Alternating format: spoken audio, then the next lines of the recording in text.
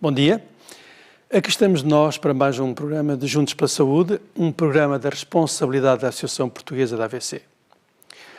Na semana passada iniciámos a temática da obesidade. Dissemos que a obesidade se devia essencialmente a duas razões: ingestão excessiva de comida e vida pouco ativa. Dissemos também que se o pai for obeso, é provável que os seus filhos sejam obesos e que se uma criança for obesa, possivelmente será obesa na idade adulta. Falámos também sobre o IMC, o Índice de Massa Corporal, um método mais fiel para se diagnosticar o sobrepeso ou obesidade. Hoje vamos falar sobre a importância de medir o perímetro abdominal e de alguns dos distúrbios alimentares, uns causadores de obesidade, outros não. Como já foi referido, o Índice de Massa Corporal diz-nos se um determinado indivíduo tem excesso de peso ou é obeso e informa-nos sobre o grau da gravidade da obesidade. Mas nada nos diz sobre a distribuição da gordura no corpo, ou melhor, nada nos diz quanto à localização da gordura em cada indivíduo. Na realidade, os médicos nos últimos anos têm valorizado imenso o local onde se encontra a gordura, porque perceberam que existe um tipo de obesidade que origina mais doenças do que outro. Quando se observa uma pessoa obesa, não se sabe onde se localiza a gordura. Existem pessoas obesas em que a gordura se encontra sobretudo debaixo da pele. Sofrem de obesidade subcutânea. Existem pessoas em que a gordura se encontra sobretudo dentro do abdômen e dentro das vísceras ou órgãos. Sofrem de obesidade visceral.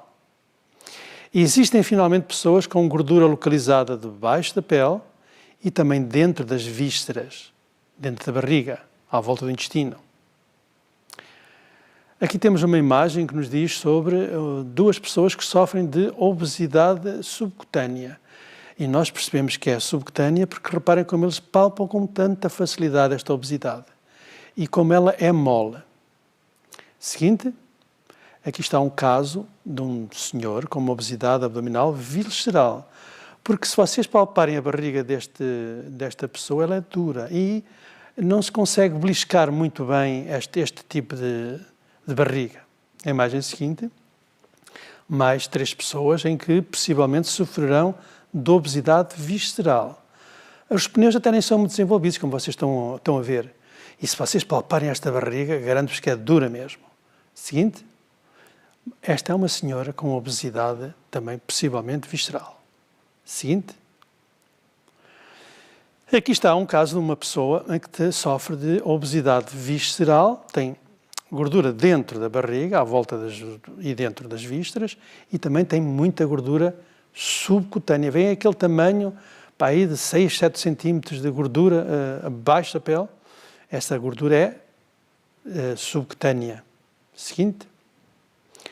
Este é que se vê um abdômen com os dois tipos de gordura. Tem gordura subcutânea e a gordura visceral. É talvez os casos mais comuns. Seguinte, quem tem gordura visceral, como bem, olhem aqui este fígado cheio de gordura.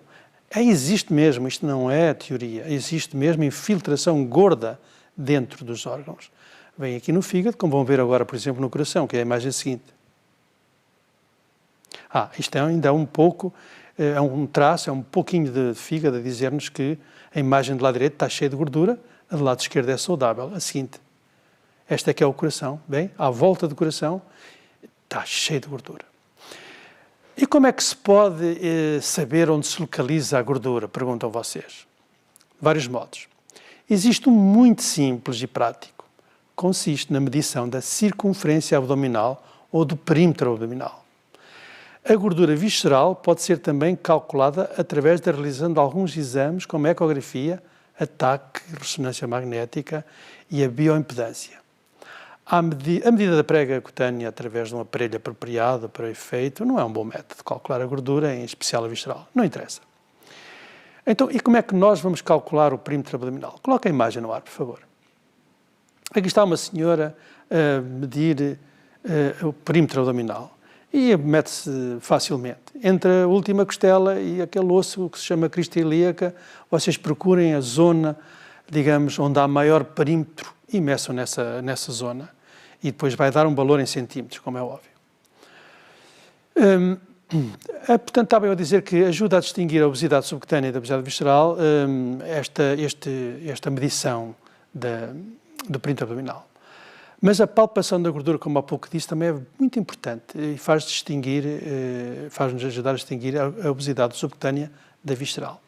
A subcutânea, como eu já disse, é muito mole, é muito apertável e beliscável, ao passo que a obesidade visceral é dura e não é dura ou não é ou é pouco apertável. Ajuda também a distinguir a obesidade subcutânea da obesidade visceral a observação da pessoa obesa. Uma pessoa obesa com o corpo em forma de maçã sofre habitualmente obesidade visceral. Uma pessoa obesa com o corpo em forma de pera sofre habitualmente obesidade subcutânea. A obesidade em forma de maçã atinge muito mais os homens. E a obesidade em forma de pera atinge muito mais as mulheres. Esta gordura encontra-se principalmente nas ancas, no rabo, nas coxas, nas pernas e braços.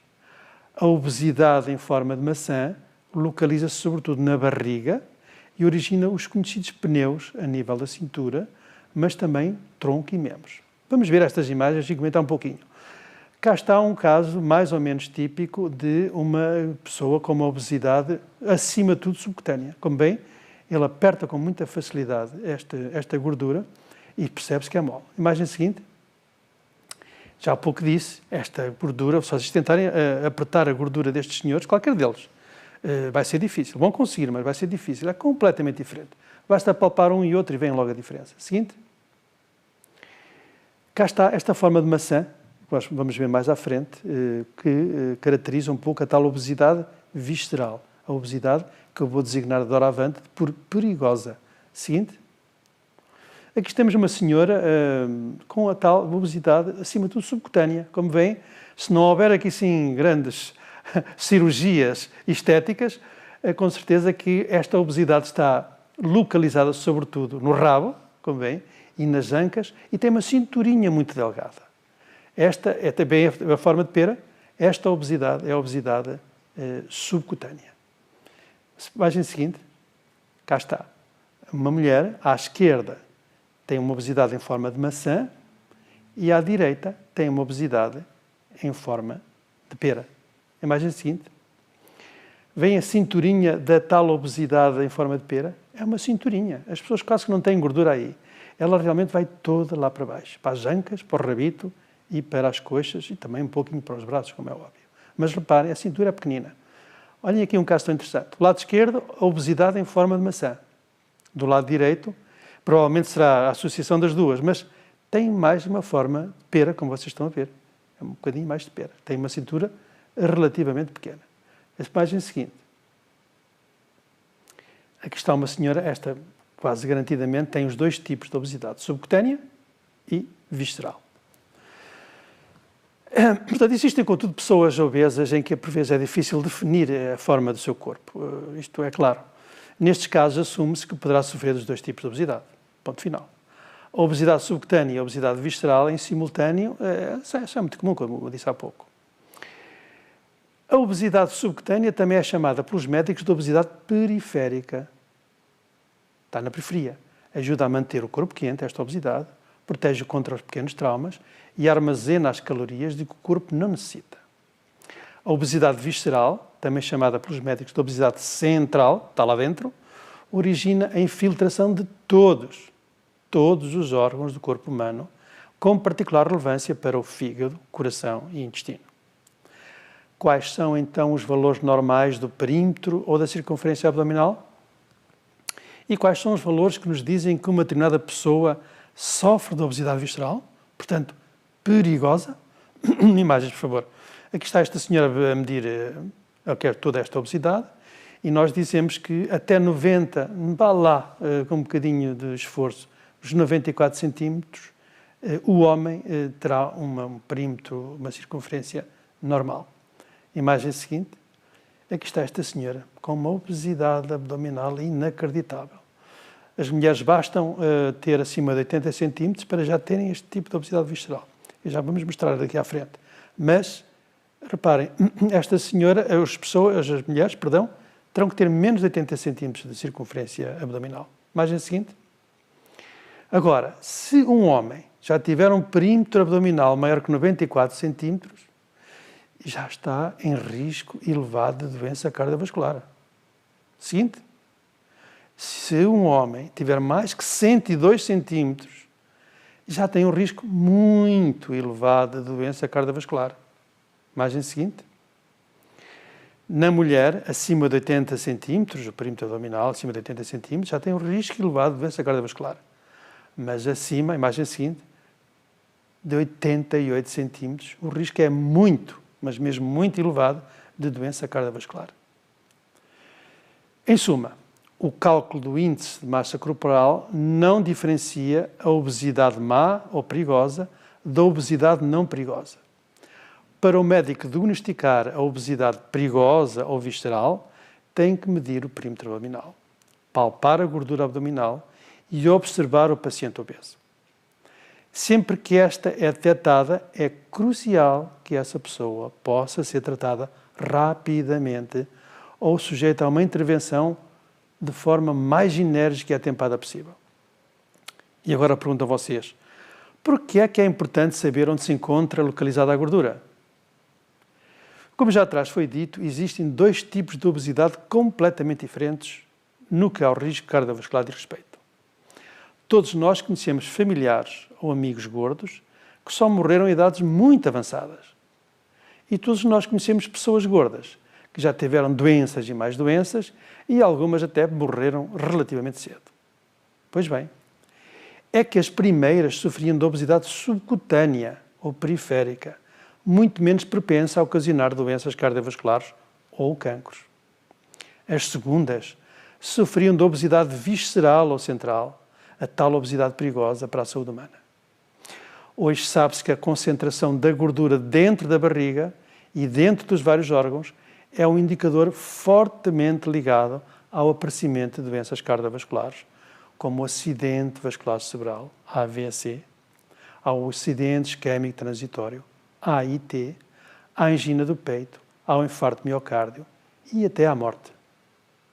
Uma pessoa com uma grande barriga, ou seja, com um grande perímetro abdominal, ou uma grande circunferência abdominal, terá o potencial de ter as doenças que as imagens seguintes irão demonstrar.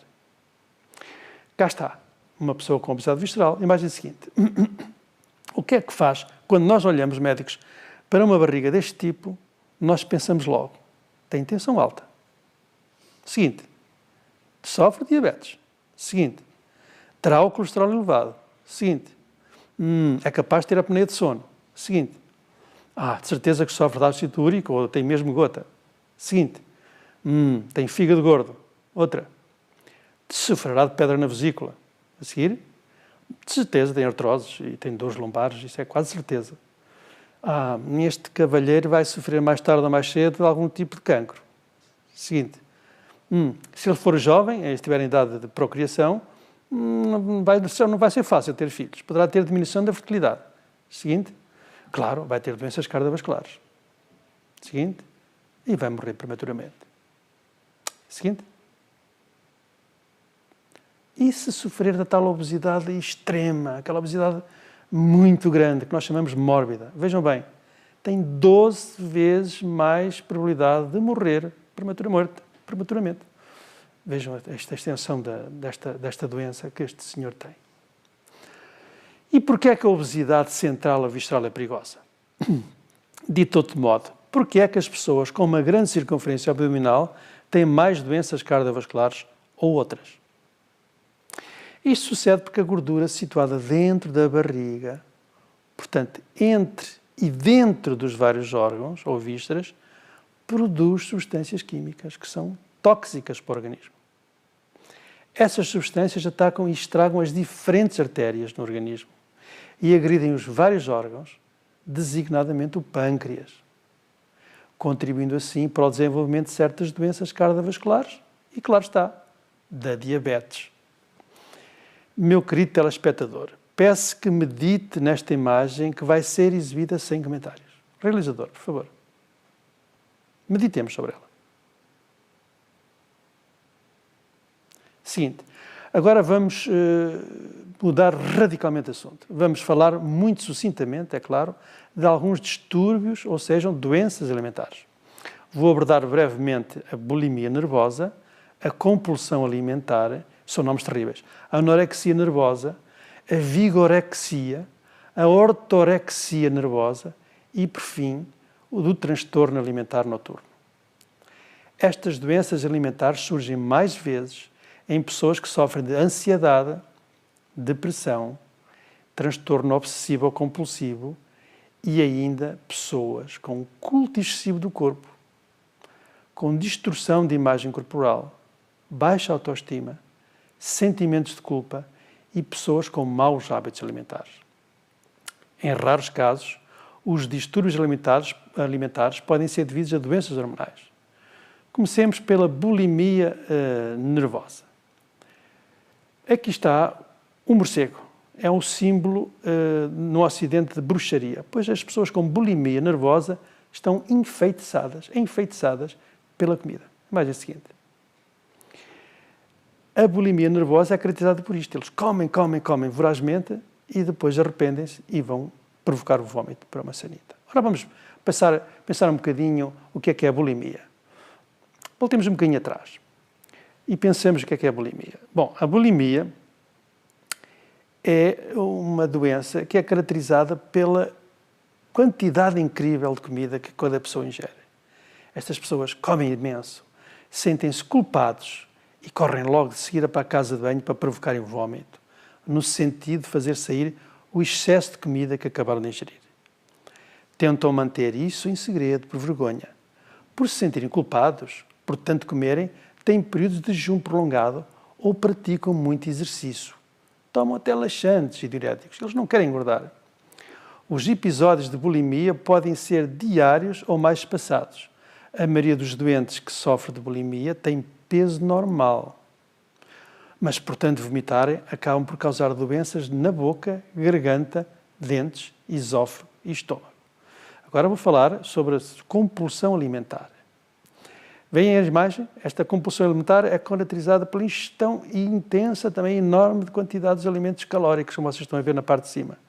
Ou de pessoas a comer vorazmente aquela quantidade gigantesca de alimentos. Imagem seguinte. A compulsão é caracterizada por isto. Eles comem, até ficarem mal dispostos. É o que estão a ver ali sobre o lado esquerdo. Alguns comem imenso em qualquer circunstância. Outros, por vergonha, vão comer, como vocês veem ali, parece que está na casa de banho.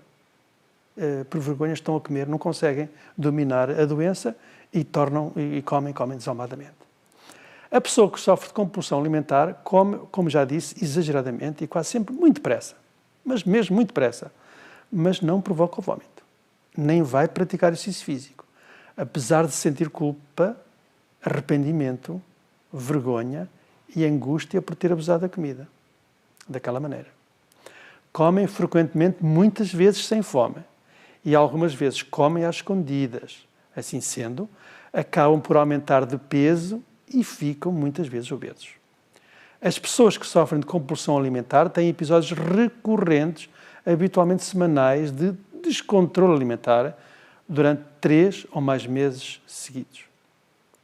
Comer compulsivamente é comer vorazmente, num curto período de tempo e com a sensação de perderem o controle do que estão a comer. Só param quando estão muito desconfortáveis com a sensação de que estão a arrebentar. Os episódios de compulsão alimentar surgem muitas vezes após tentativas de emagrecimento e dietas com grande redução da ingestão de alimentos. Sofrem habitualmente de ansiedade e de depressão. Passamos ao transtorno seguinte, que é caracterizado por esta distorção, é a imagem bonita, distorção do seu corpo. Imagem seguinte. Ora, começamos pela anorexia nervosa. Como estão a ver, é caracterizada. Uma pessoa com anorexia nervosa julga sempre que é muito gorda. É o que está na imagem. Imagem seguinte. Cá está. Ao lado direito há uma pessoa com anorexia nervosa, que é muito magra, mas vê-se como aquela pessoa que está em frente, extremamente gorda. Seguinte. O que realmente a anorexia nervosa é isto. pele e ossos estão em risco de vida, muitos destes doentes. Então, as pessoas que sofrem de anorexia nervosa acham-se sempre muito gordas, apesar de serem já magras ou mesmo muito magras. Têm muito medo de ganhar peso, por isso comem pouco, fazem muitos exercícios físicos, usam laxantes e diuréticos para não engordarem. Só comem certo tipo de alimentos e chegam a provocar o vômito para perder peso, imaginem. Negam sistematicamente a sua magreza, mesmo que várias pessoas lhe digam que está magra ou muito magra.